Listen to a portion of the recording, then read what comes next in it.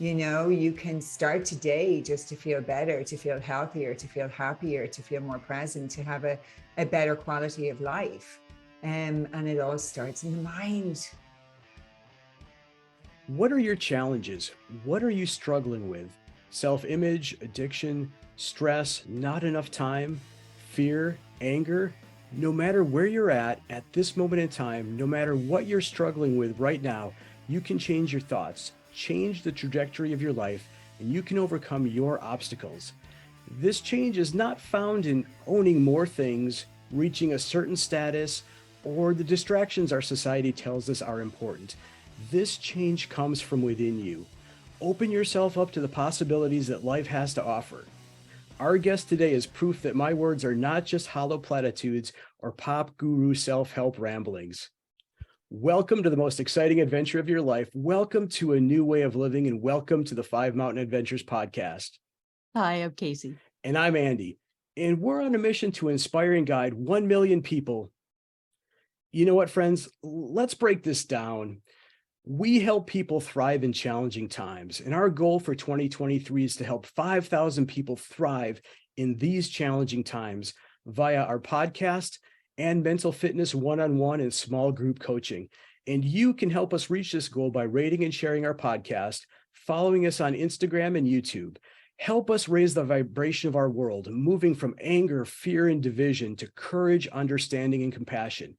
It starts with us. And today we are speaking with Alison Canavan. She's been named one of the top 8 transformational coaches in the US by USA Today. She specializes in managing change, stress, burnout, and overwhelm. She helps companies support their workforce who are transitioning back into the corporate office and finding their work-life balance. Her focus is on 360 health and well-being with mental health, including depression and anxiety being at the forefront and focus of her work. Alison is a UCLA-trained mindfulness facilitator from the Semel Institute of Neuroscience and Human Behavior, a master NLP practitioner, heart math facilitator, nutritional coach, raw foods master, and an award-winning author of Minding Mum, It's Time to Take Care of You. As a meditation teacher, she understands the power of a daily mindful approach to living. She believes that to create peace in our life, we must carve out time for self-care, go within, and create space to heal, learn, and grow. Welcome, Alison. Thank you so much for having me. Oh, I just absolutely loved listening to your introduction there because it resonates with exactly why I wake up, exactly why I show up the way I do. And yeah, I really resonate with helping people thrive during difficult times, right? Because the belief is that we can't, and we can thrive during difficult times. So important to get that message out there. I love that. And we had the absolute pleasure of hearing you speak live in the last couple of months. And I just remember the energy I felt just within myself from hearing your positivity and just the heartfelt message you were putting out. So we are so grateful and excited to have you on today. Oh, thank you so much. And I was so excited to get your invitation and to join you today. Yeah, that was an amazing event that I was speaking at. And that is my passion. I love speaking and I love sharing this message because life wasn't always that way for me. Like I wasn't someone who was born feeling incredibly optimistic and positive about life at all. Actually, it was really quite the opposite.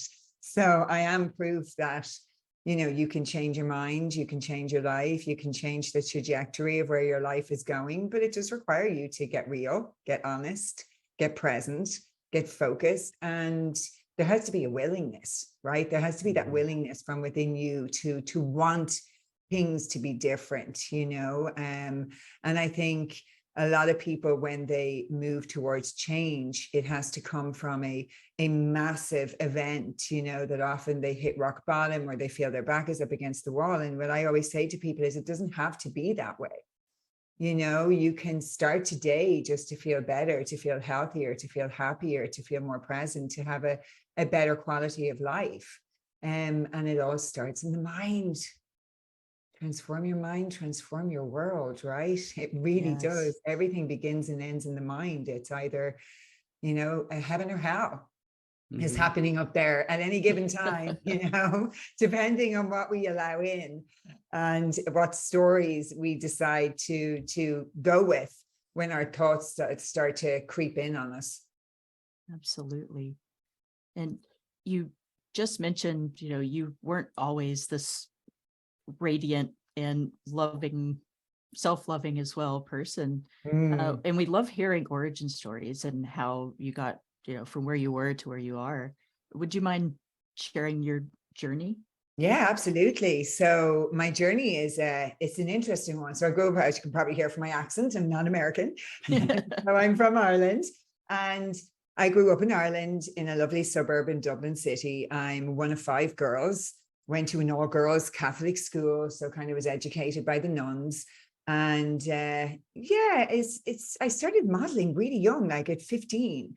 It's really Wow. interesting looking back. Like when you're 15, you don't think you're young, right? You think Right. you kind of know everything. It's really interesting I'm looking at my son now who's 12, he'll be 13 in September, and I'm thinking, he's a baby to me. Like I was modeling a couple of years from now, I was modeling, like, oh my gosh.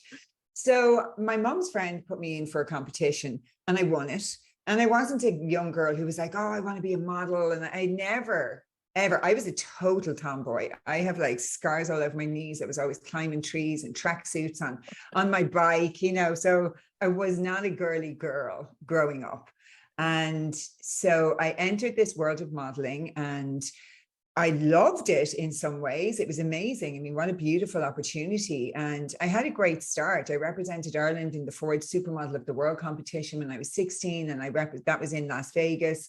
And after that, I went straight to Paris with Ford in Paris, and I started working in Paris and doing the shows. And then I started doing the circuit, and I worked all over the world. So I lived in South Africa, Australia, all over Europe, worked in Germany a lot, lived in Portugal and Greece, moved to New York. I remember in London, just before my dad died, I was in the cover of like 6 magazines in the same month. Wow. And then lost my father at 21, which was a huge turning point in my life, like a huge kind of abrupt, I don't like to use the word interruption, but it kind of threw everything for me because my dad was kind of my guide. My dad was the person that was my protector. Like even, if I was in Greece and it was 3 a.m. and something happened, I was like, it doesn't matter. I can just call my dad, right? Like, even though, I mean, he's not technically there with me, but, he held that space for me. That was his role, and there was loads of things that I never told my mom about what was going on in the industry that my dad knew. I remember years later, she said, why didn't you tell me any of this? And I was like, for this reason now, because you're losing your mind. So we kind of knew not to. And I remember that was a really challenging time for me. And then I got back into modeling, went back to London, and the decision was made for me to go and try New York. And I went to New York, absolutely loved it. Was with Click Models there, stayed with Click Models my entire career in New York and worked all over the States. I did everything from the JCPenney's and Dillard's to, all the catalogs, the commercials. I did hair commercials and everything in between. And I loved it because America was an insanely amazing market for me because I'm a catalog girl. That's why I work so well in Germany. And I'm really suited to commercial work too. So I stayed in New York for close to a decade and then had my son, became pregnant, broke up with my partner and decided that the best decision was staying in Ireland, because to be near my family and go back to Ireland. And I stayed there for 9 years, and through the 9 years realized that this was the best decision. Maybe this home after having left when I was 15, it's interesting the things we think are going to bring us safety and security, and then we go do them and we're like, this is quite the safety and security I was visualizing, right? This is actually a little bit more traumatizing than safety and security. So, but gosh, I feel like I've lived 20 lives in one life, because the things that I was exposed to and saw from 15 onwards was wild within the industry. Like, there was no mobile phones or anything at that stage. Nobody was recording anything. I'm thinking, geez, thank God, right? A lot of people would be in prison, I imagine. And, it's so interesting, to enter that kind of world and at such a young age. And so that became my norm. But I was never really self-secure. Like I never was somebody who was really comfortable in my body. And I remember as my career went on, photographers would make comments on different parts of my body. Like I remember one photographer, as I hold up my hands now, which I'm absolutely fine with my hands now. And I remember him saying to me, your hands are huge. I mean, they're just so out of proportion with your body. They're like man's hands. I mean, do something with them. And he was known to be kind of a little bit cantankerous. And I just kind of, then when every commercial casting you go to, right, the first thing they say is, profiles, your height, blah, blah, blah. And then they say hands, and you put your hands up like this. Commercial casting, I used to go, like, so fast, so I was like, I gotta do this really fast or they're going to notice, and it's fascinating, when I look back, because everything's like reflective when you do a lot of self-reflection and you go back over things. Because when I was in the industry, I was always like, oh, everything's like water off a duck's back. Nothing affects me. I'm strong, I'm grounded, and this kind of energy. And I look back and I was like, what a load of bullshit. Like, that's absolutely not what was happening at all on any level. And actually, I'm incredibly sensitive.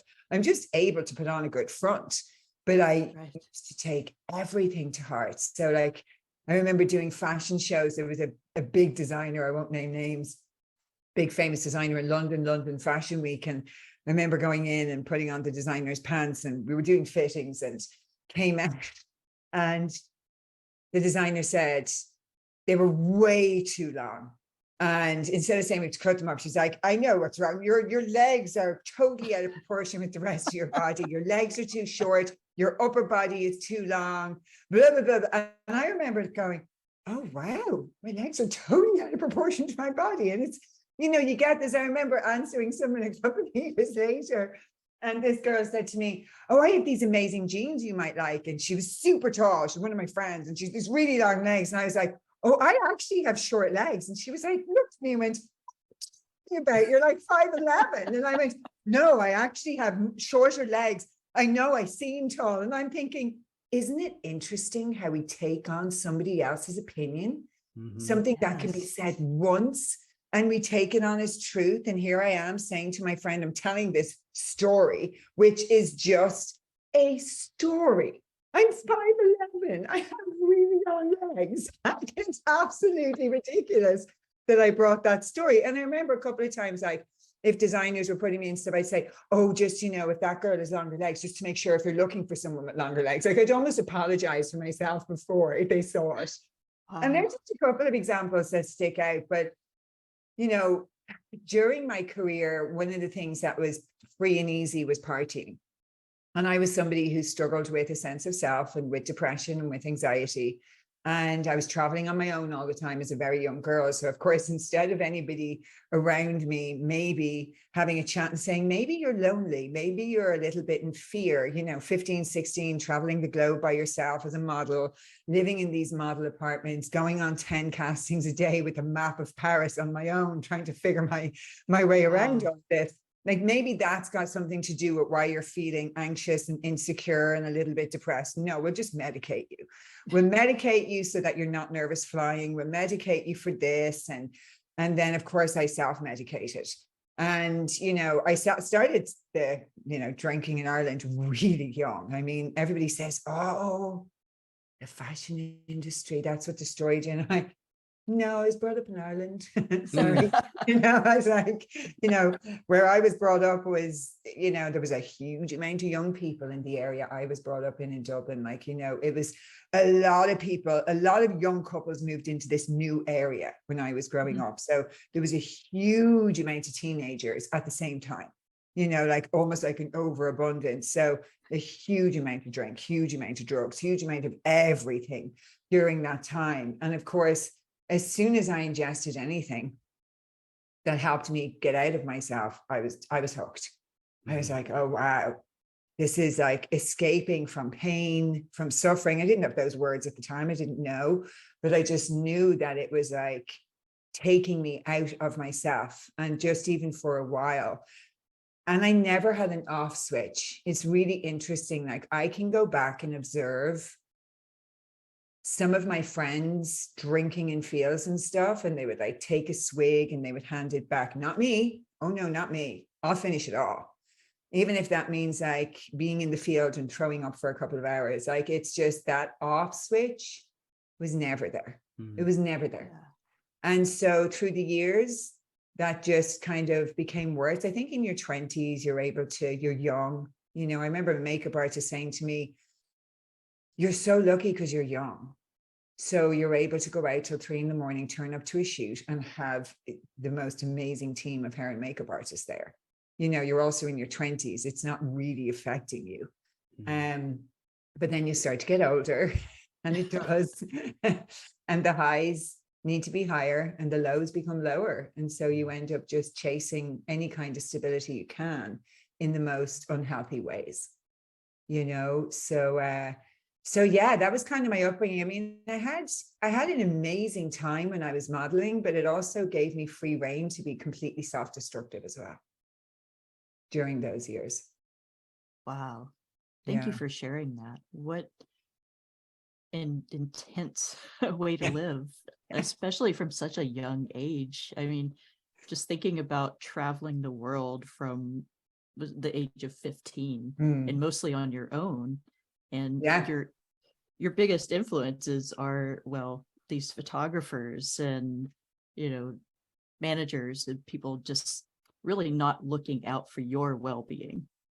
And it's so interesting that you use the word intense, because my healing journey over the last decade has been incredible. But in the last few years, like since we had COVID times and everything, I've really decided to go in for that shadow part of me, go in really deep. And recently I'm doing a mixture of, I'm a breathwork teacher, so I'm doing deep transformational breathwork journeys, like for the last couple of years, a lot. And I'm also doing neurological chiropractic work. There's so many different aspects of what I'm doing. I'm doing fascia therapy, like, because, you know, your issues are in your tissues. They're doing a lot of fascia tissue massage to release that trauma. And I was doing somewhere, I had, you know, a meeting with my chiropractic doctor this week and also with one of my coaches I work with yesterday. And both of them were saying, you know, your central nervous system has been wired since birth, you know, from different childhood traumas and everything. So you've just been in. So when you talk about going into an industry like modeling, then that's just intense. And I've always been on. So my central nervous system has always just been waiting for something to happen. And think about how, you know, so after the last few years, just really understanding time with healing, being patient with ourselves. Like I was saying to my coach yesterday, right, like I was sitting in the car and my son put on loud music and I had to turn it off. And she's like, your central nervous system is trying to rest right now. So you got to listen. You got to really listen. You got to give yourself peace. You got to give yourself solitude. But it's so interesting because we live in a pretty dysregulated world right now, right? Like, yeah, absolutely. It doesn't even matter what kind of childhood you had or didn't. In the last few years in this world, we're all stressed. We're all overwhelmed. I mean, in 2020, it was saying that 1 in 5 Americans struggle with depression. In 2023, like that's huge. You know, it's like 20 million or something. Yeah. Like now in 2023, I think it's 10 times that. I think 1 in 7 high school kids in America have considered suicide. In high school, that is in high school. And then it increases actually when they go to college, believe it or not, which is even more scary. 78% of the workforce are experiencing stress, with about 50% of them experiencing burnout in the last year. Like those are numbers that I've been working in this field for a pretty long time. In Ireland, I, you know, did a lot of work around mental health. I was the ambassador for many charities. Most of my talks were in and around mental health. And I thought then, that was over a decade ago, I thought I was experiencing the worst epidemic of mental health that we'd ever seen, you know, in Ireland. Like now it's off the charts. I mean, that was like kindergarten compared to what we're experiencing now. And I'm just kind of here the last few months going, when are we going to wake up? Right. Like, oh my gosh, this is not getting better. And such an interesting thing happened last week. There was a corporate that got in touch with my agent about me speaking. And they said, oh, but that mindfulness and gratitude is done. It's overdone. We don't want that. What else has she got? And I'm thinking, we're the biggest mental health crisis that humanity has ever experienced since humanity started. Mm-hmm. And if gratitude and mindfulness was overdone, we wouldn't have the mental health crisis that we're currently experiencing, because this is not about listening to people talk about mindfulness or having 500 mindfulness books on your shelf or talking about breath work or listening to inspiring podcasts, going, that's all great. But we're in this crazy age of information where people are ingesting so much information, but not taking the action. Right. And that's the problem. It's like, we got to start actioning some of the simplest principles to affect change in our life. So it's like, nothing changes if nothing changes. So when I heard that, I was like, oh, absolutely. I'll be doing mindfulness and gratitude. I was like, yeah. If you don't have time for mindfulness and gratitude for 10 minutes a day, you probably need to do it for 2 hours, right? Exactly. Yes. So a couple of thoughts came up to me as you're telling us this story is, mindfulness and gratitude are not pop culture phenomenons. They're not passing fads. They are, in fact, the root of who we are and where we live or where we should be living, right? This is not just some fad. And I think, anybody who thinks that, well, actually, let me just move on to the next point is, action, right? Success has a massive bias towards action. So you can do all the reading, you can do all the studying, you can do all the watching, but unless you put one foot in front of the other and keep moving, you're probably not going to get very far. Action. When I think about energy and vitality, I think about a kid. They have the energy to play, run around, climb things. That energy that feels like you just can't contain yourself. It's the stuff we've always wished they could just bottle up and sell to us, right? Well, this company's found a way to do just that. Amari's Happy Juice Pack. Mood, motivation, energy, things our bodies can naturally produce when both our guts and our brains are happy and communicating. And we can actually improve that process of communication across the axis of the gut and the brain. This is cutting-edge science. This is game-changing information. This is where science meets soul. This is Amari, and we're helping people feel better naturally. Check out the links in the show notes for discounts and more information. And think about it, years ago, we were all mindful. When I was growing up, I was thinking back, I don't even think I had a Walkman until I was one of the last people to get a Walkman. Do you remember them with tapes? Oh, yeah. I do. And like the tape and like the headphones, I could barely stay on, and it's like the little fluffy things. Like if I was going to meet a friend, I would have to sit in the bus on the way into town, and I would just have to sit in the bus. That's it. Crazy thought today. Just sitting on the bus, me, myself, my thoughts, watching the rain, most likely, because we're in Ireland, remember? And then I'd get into town, and I used to meet my friends under a clock called Cleary's Clock. It's a department store that's gone now. And if my friend was 20 minutes late, guess what? I had to stand and wait for 20 minutes. Just me, myself, and my thoughts. That's like an insane, radical notion today. What was that? Mindfulness. That's what it was. That was all mindfulness. Just me, myself, and I with myself and my thoughts. Mindfulness is nothing new. We're actually putting back in, we have to consciously put back in what technology and distraction has taken away. We are naturally meant to be more mindful. And our natural way of being is to be more present. But when we're constantly, I went to see an Irish comedian the other night, and it was so interesting because he was saying all the stuff I say, but in comedic form. And he was saying, he was joking, and I couldn't stop laughing. He was like, okay, let's be honest now. Who in this audience has been to the bathroom in the last year without their phone? And you can see everyone kind of going, it's just the phone.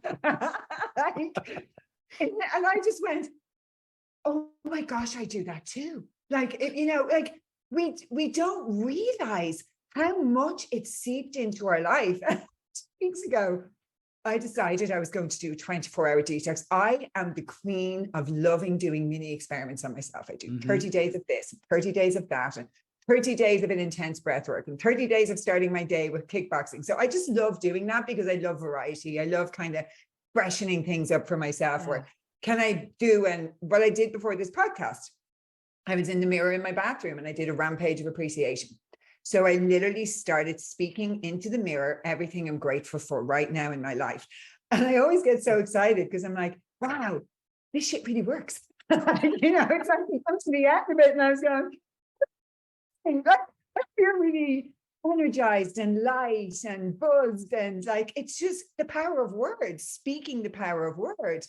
So 2 weeks ago, I was like, okay, I'm not going to look at my phone. And my son was just looking at me going, oh, here we go.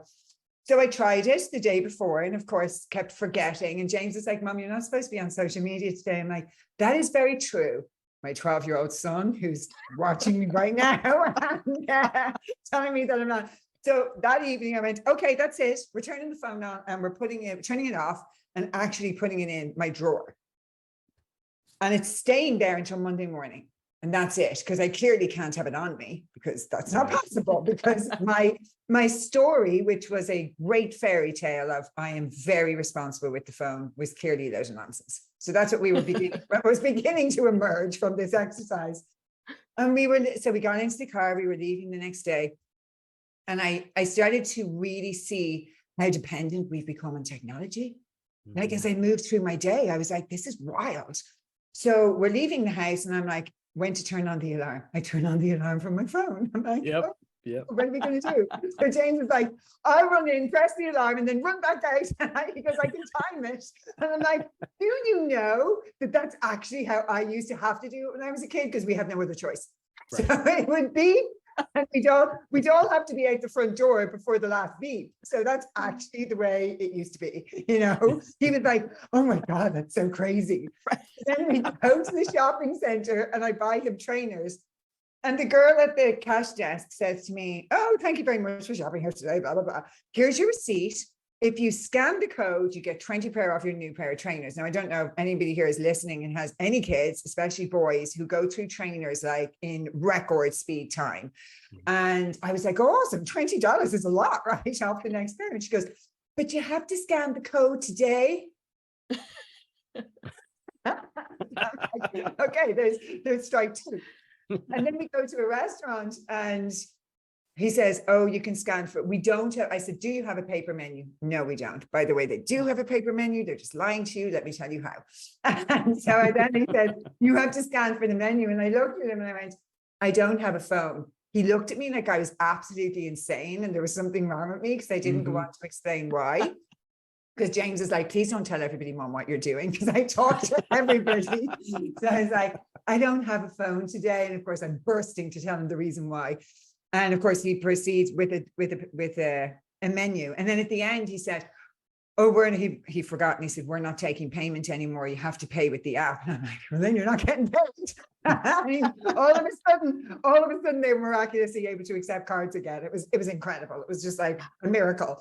So there was all of that happened. But I went in, I remember standing in a cafe and I was waiting to get a matcha and literally went for my bag 4, 5, 6 times. I was like, oh my gosh, I am going to literally fill every second that I have. That's what I'm doing right now. Yeah. And it was amazing how well I slept that night, like really amazing. I slept so well, better than I have in years. And that's just one day of not having our phone. I mean, obviously I turned it back on the next day and went straight back into it.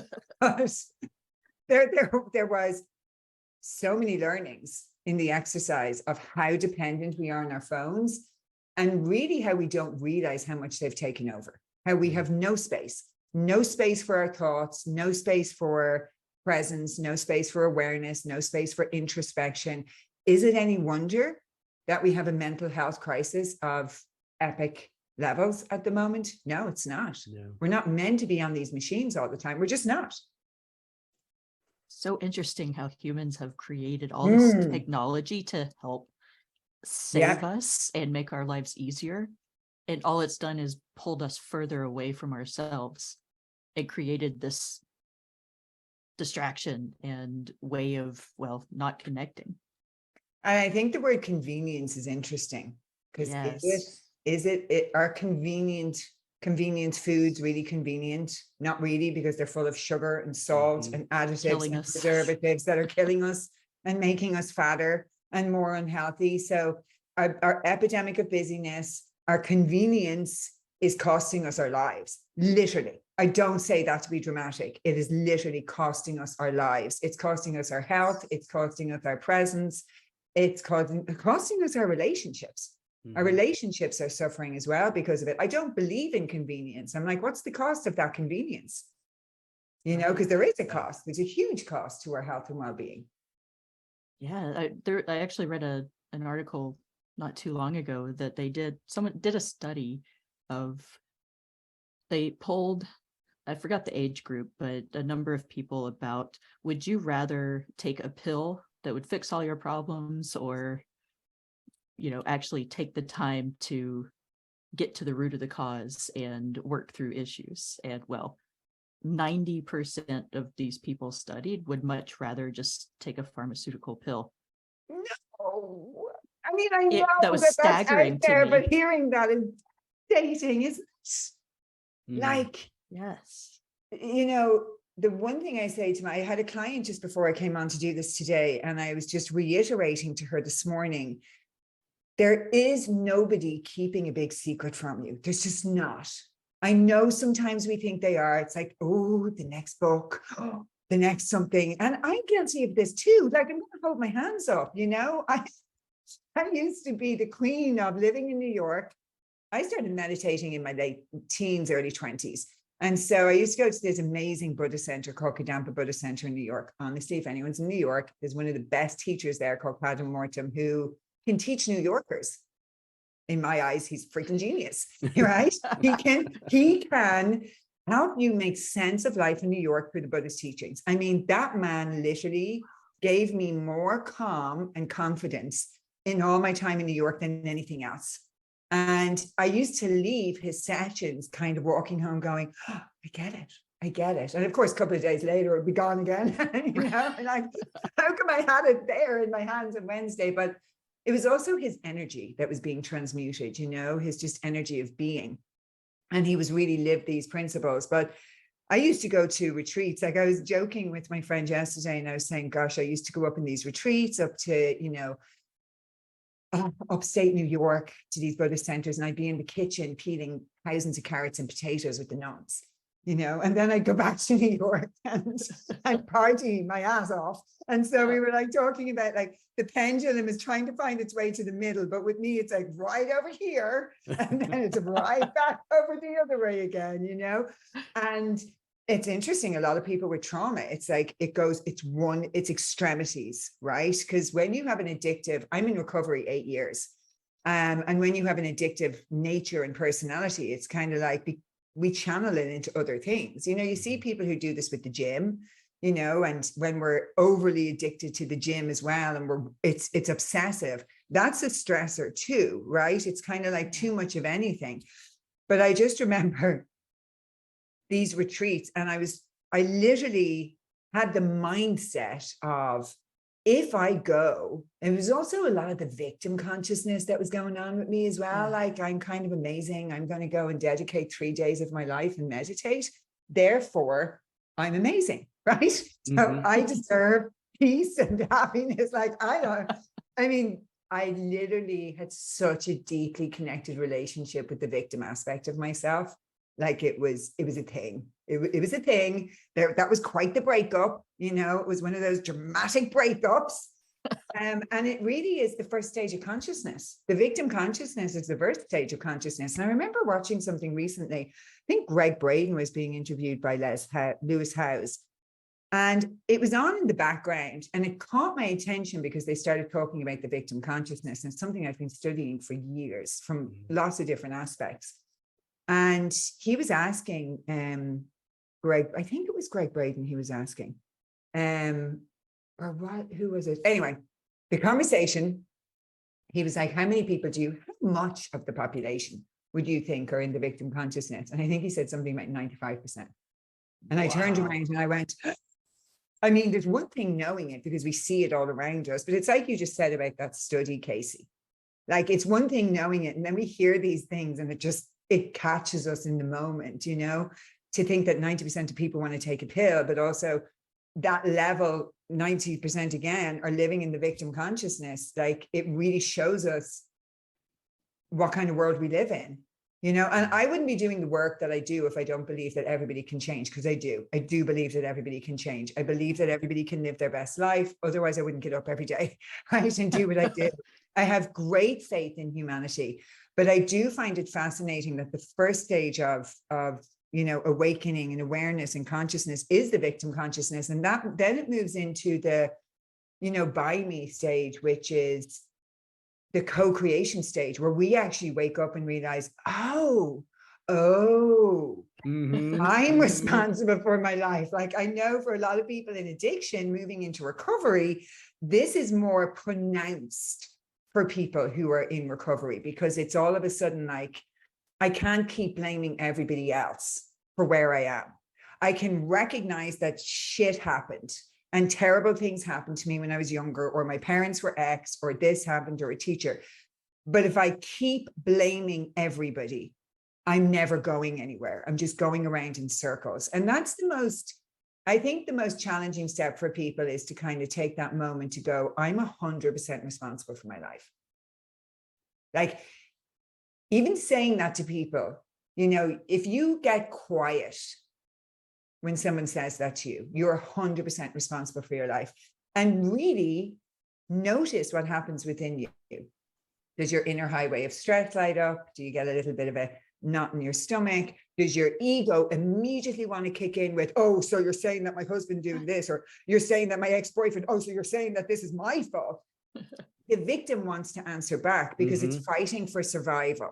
Like, the victim is not going to just leave. It's been living there for a very long time. It's very comfortable. It's a very nice home, right? It gets fed every day in the most beautiful way. It gets very well taken care of. So now you're just going to turn around and go, I'm sorry, we're breaking up. I'm going to kick you out. That's, okay, I'm out of here. You know, it's going to fight for its life.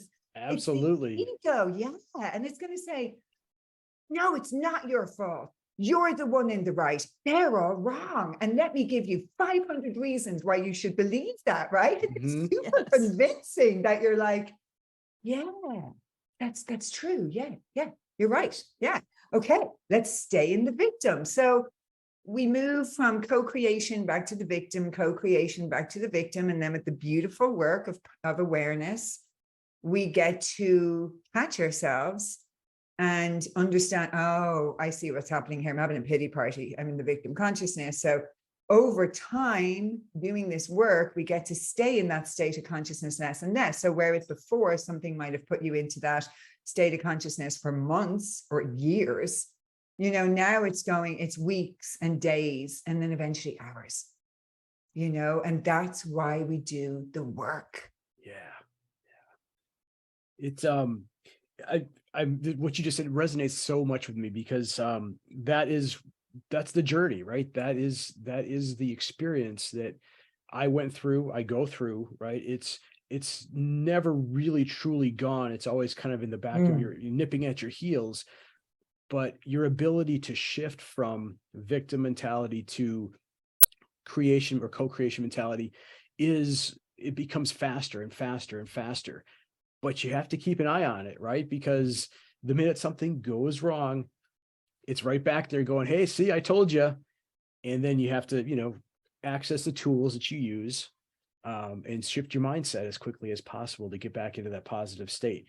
And we're humans, right? We all experience this to some degree, to some level throughout our lives. Even the highest practitioners, I would guess, I mean, I'm not one of them, but you know, they've been through this process to get to where they're at right now. So there is light at the end of the tunnel. You just have to do the work, put one foot in front of the other. Speaking of light, we're light beings.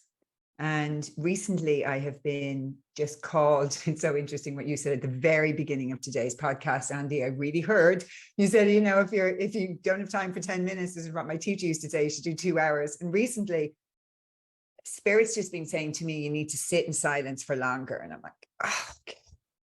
And I'm no stranger to this. I've done a lot of 10-day Vipassanas and silent retreats and my training to become a meditation teacher and on my journey. And so I've started to sit for an hour a day, and 10, 15 minutes in, my ego goes, you don't need to be sitting here for an hour. That's ridiculous. You've been meditating for like well over 20 years. And this voice just starts coming in. But obviously there's a message trying to come through. And the whole week this week has been so profound just to listen. And once kind of I just observe my thoughts and I let them go. And, you know, I just keep bringing myself back to the breath. The same message keeps coming up from within. And it literally is lighten up, lighten up, lighten up. And like today I'm laughing at it because for somebody like me, it's the perfect message at the perfect time. It's not the first time I've gotten this message, by the way. Like, you know, a few years ago, the message was, will you just have more fun? Will you just bring more joy into your life and stop taking this wellness stuff so seriously? Like, you know, I was kind of like regimented, you know, the addict in me was that wake up in the morning, do gratitude and breath work and meditation and boom, boom, boom, boom, boom. It was kind of like militant and quite frankly, exhausting. You know, it's like, it takes the enjoyment out of it. But the last few days, it's just this really beautiful, sacred, gorgeous message of expansion that keeps coming in, going, everything is okay.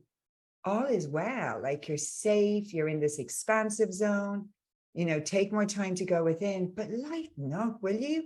And I teach an awful lot around raising your vibration. And yesterday, I was putting together a workshop in the last couple of weeks for Raise Your Vibration. And yesterday, I was like, oh my gosh. And that's like the most important part of it. Lighten up, right? That's the most important part of raising your energy, raising your vibration, adding value to the world. Because when we take things so seriously all the time, it really weighs down on us. And for someone like me who up until now has been a perpetual worrier and always very worried as a kid, and listening to parents' conversations about, say, finances and stuff, like I used to take those worries on as mine. Like I used to worry about my dad's business or would we lose our house? And like I really took that in, you know, as if like I had to take all of that stuff on for the world.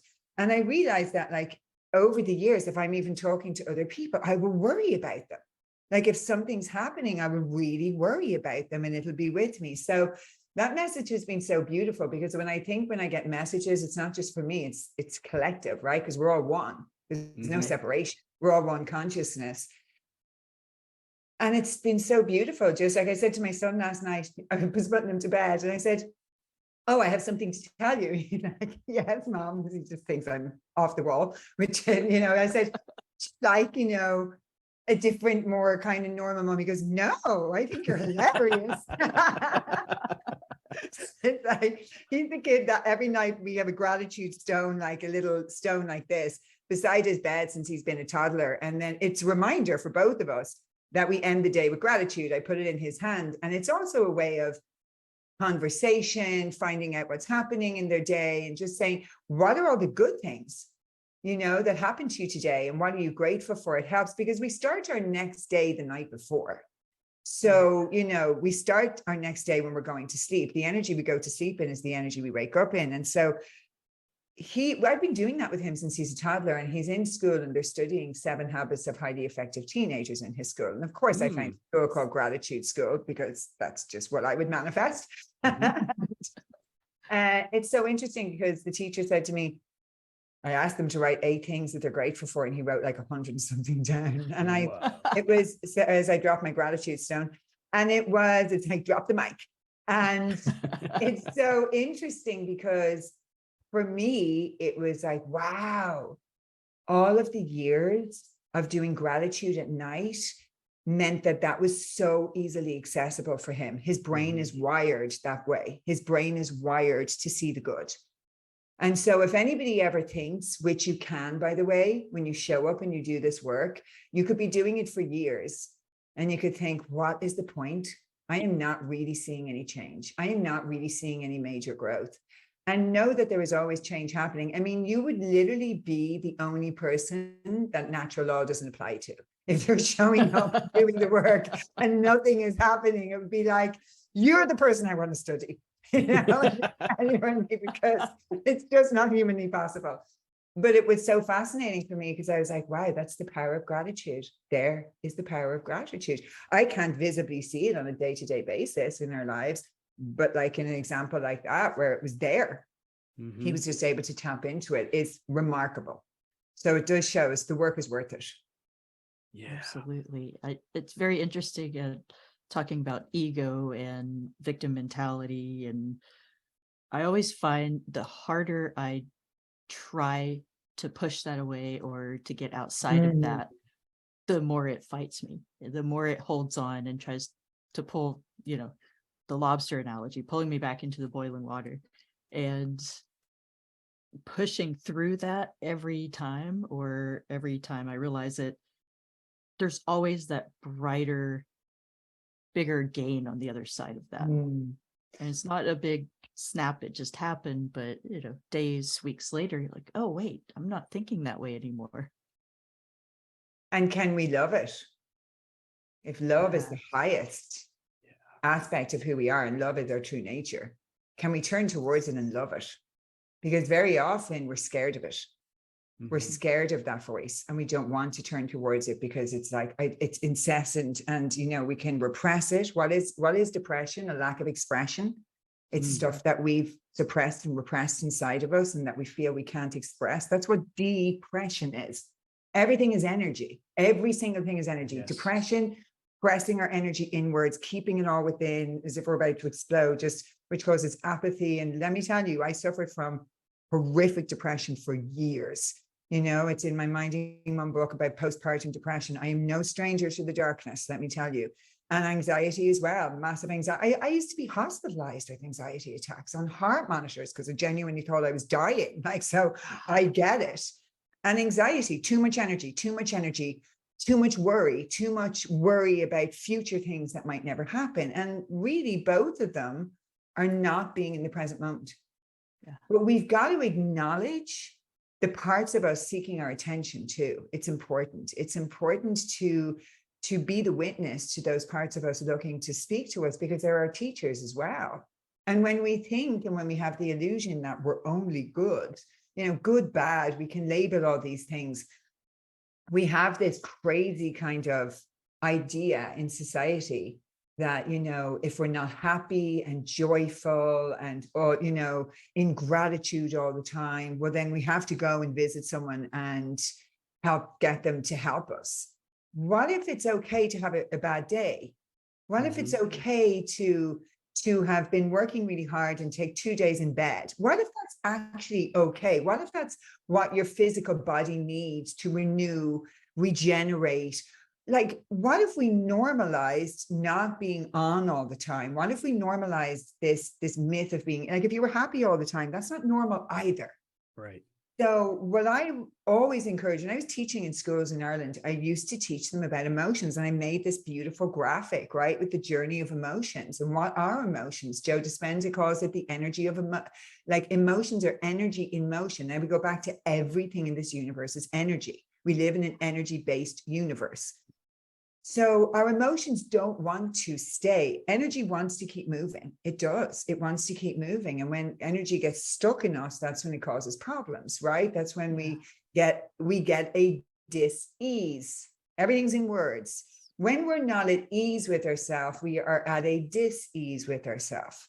How that shows up for us could be psychologically, it could be emotionally, it could be in our physical body, right? Yeah. But that's a messenger to tell you that you're not at ease.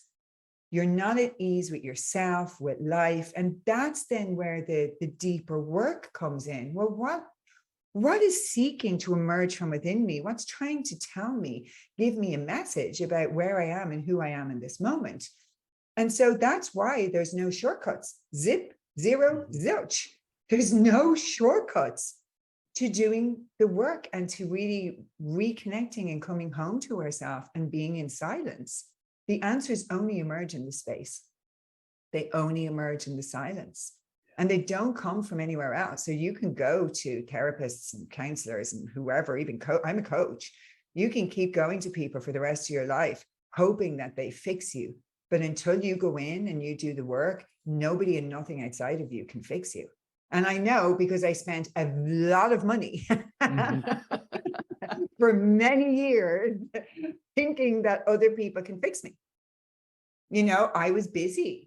So I just used to go to doctors and psychiatrists and everything saying, look, I have shows next week and I'm traveling, so I'm not feeling good. So can you fix me, please? So I can go on my merry way. God forbid, you know, I actually realized that I had to do something, you know, at any stage on that path. Mm. Wow. You know, this time together is flying by so quickly. I wanted just to touch on a couple quick things here. And one of them is mindset. And I borrowed something from your website that I just wanted to share with everybody. It's an inside out world. Your inner weather creates your outer experience. Sunshine or storm, it's up to you. And that just hit me, right? It struck me as, you know, we touched on it before, you know, all the heavens, all the hells, they're within us. What's your choice, right? So where can somebody start? Just take the first step in mindset development or mindset change. What's one stepping stone? I always say the most important place to start is where you are, Mm-hmm. not where you want to be, where you are.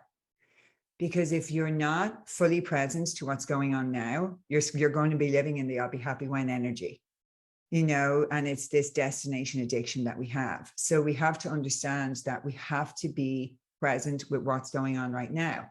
That's the only moment that we have. And from here, we can affect change moment by moment, choice by choice, with presence and awareness. Our life is happening moment by moment, choice by choice. So it's having the wherewithal and the training in awareness to when that, you know, I'm going to go to the gym and that little voice comes in and says, you don't need to go to the gym. You went to the gym yesterday. You're tired. You should probably just sit on the couch and take a break. That you in that moment interrupt that and go, sorry, I'm going to the gym. And I use my stop, catch, change. And before I went and studied mindfulness and neuroscience and everything, I put stop, catch, change in my Minding Mum book because it actually helped me when I had postpartum depression, like come back to sanity. Actually, I was sitting in the car one day and I put up my hand and I was like, stop. This has to stop. It was like just this rumination constantly of negative thoughts, like worst case scenarios, things that might happen to my baby, just constant rumination. And I just put up my hand and I said, stop. You've got to catch this and you have to change it to something new. And it became stop, catch, change. And through the years, thousands of people have given up smoking and alcohol through stop, catch, change. And I remember speaking to a neuroscientist then that said to me, wow, that's like a neuroscience technique. And I'm like, there you go. That was a car technique in a moment of desperation. That was definitely not a neuroscience technique. But what we're doing in that moment is we're stopping, interrupting the patterns, right? So your brain loves familiarity and its job is to keep you safe. It's really that simple. It doesn't decipher between good or bad. So when you decide to do something new or create a new habit, it's going to go, this could be dangerous. Just stay where you are. Just try new stuff, right? Especially if there's a threat involved. So once we can understand the brain's role and we know that it's doing its job correctly, we can then go in and go, actually, I want to create new neural pathways. I want to move in a different direction. But without our awareness, if you're going for a hike and you're going to a park and you go on the same hiking trail every time you go. And then other people going to the park and they're all going on the same hiking trail too, right? So the next person that comes is going to go, this is the safe path to go down because look, everybody goes this way. That's what your brain does. It's like, this is the safe way to go because look, it's a well-worn path. So your awareness needs to come in when you're at that junction and you want to go left and your brain's going to go right. Now, without your awareness, your brain's naturally going to go right. It's not trying to self-sabotage you. It's not trying to destroy your life. It's just going down the path it's always gone down. Simple. It's like when we're on autopilot and we drive the same way to work every day. If you want to drive a new way to work, it's going to take a little bit of awareness and presence for you to go, oh, today I said I was going to drive a new way to work. Some days you might go, oh my God, I just drove the old way out of habit. Right? Mm-hmm. Out of habit, I drove the old way. So our job is to interrupt and go, actually, we're going this way. So that's why in the beginning, if they say it takes depending on what study you read, 30, 60, 90 days to create habit, but you've got to be consistent. You've got to be consistent. You've got to show up, and eventually it becomes a way of being. For me, meditating, for bringing gratitude into my life, doing breath work, it's a way of being for me now. Was it always that way? No, it took years to establish it as part of my lifestyle because it wasn't a way of being. But when you show up and you have reminders and you do these practices and the brain reads consistency and you're increasing your vibration, then you have more of a tendency to want to introduce other things. When you're feeling better, that state is going to encourage better actions. When you're not feeling good, you're not going to want to take great action for yourself. So I would say to people, start where you are, win the morning, win the day. Start your day with a good mindset. Start your day with gratitude. I wake up every day. I say thank you 3 times. Genuinely, thank you for my sobriety. Thank you for my life. Thank you for everything. 3 times I say it. Thank you for the breath that woke me up this morning. Thank you that I have another opportunity to live another amazing day. Thank you that I get to do this adventure all over again. And I sit at the side of my bed and I just do a little bit of energy work.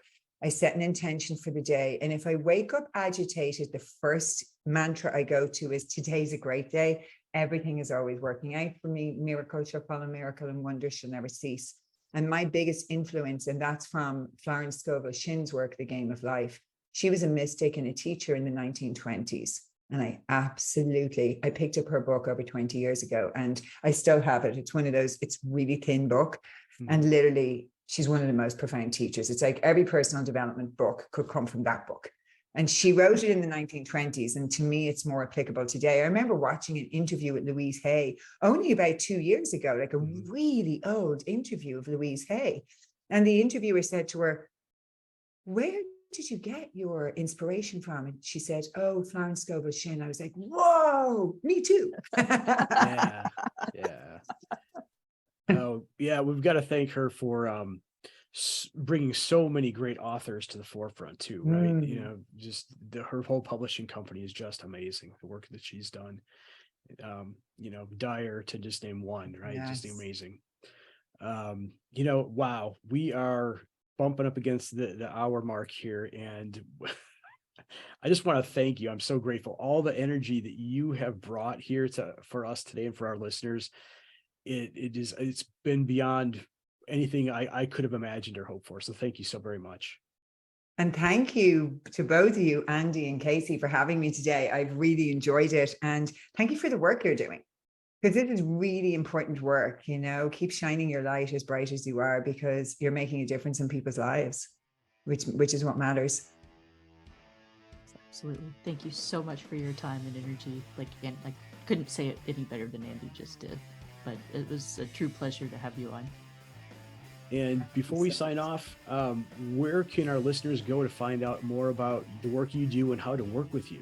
Yeah, absolutely. So my website, AlisonCanavan.com, everything is on there. And on Instagram, which I'm on a lot, is Alison Canavan Wellness. All right. We'll have links, all these links in the show notes. Please share this episode. This has just been amazing. Thank you so very much.